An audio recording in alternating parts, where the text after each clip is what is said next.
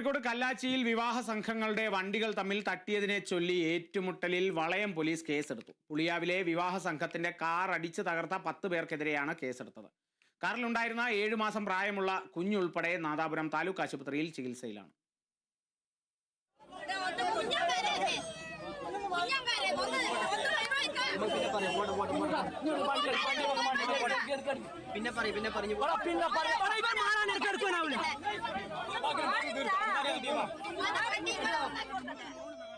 കോഴിക്കോട് കല്ലുമ്മലിലും പുതിയാവിലുമായി നടന്ന 2 വ്യത്യസ്ത വിവാഹങ്ങൾക്കെത്തിയ സംഘങ്ങൾ സഞ്ചരിച്ച വാഹനങ്ങൾ തമ്മിൽ കൂട്ടിമുട്ടിയതിനെ ചൊല്ലിയുണ്ടായ സംഘർഷത്തിലാണ് പോലീസ് കേസെടുത്തിരിക്കുന്നത്.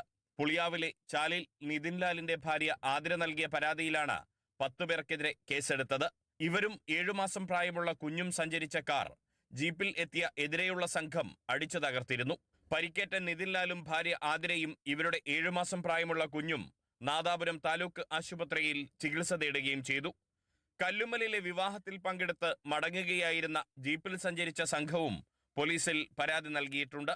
നിരീക്ഷണ ക്യാമറകൾ പരിശോധിച്ച ശേഷം ഈ പരാതിയിലും തുടർ നടപടി സ്വീകരിക്കും. Kerala vision news, Kozhikode.